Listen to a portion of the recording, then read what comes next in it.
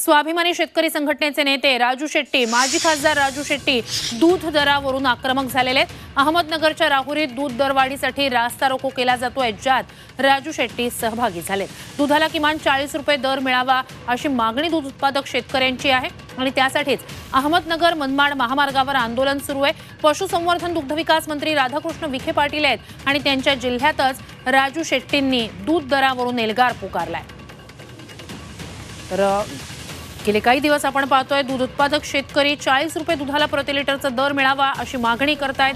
त्यासाठी याआधी सुद्धा आंदोलनं झालेली आहेत। आता तर दुग्धविकास मंत्र्यांच्या जिल्ह्यातच म्हणजेच अहमदनगरमध्ये जे आंदोलन होत आहे त्यात राजू शेट्टी स्वतः सहभागी झालेले आहेत।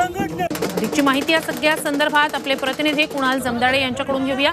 कुणाल, आत्ताचे अपडेट्स काय आहेत आंदोलनाचे?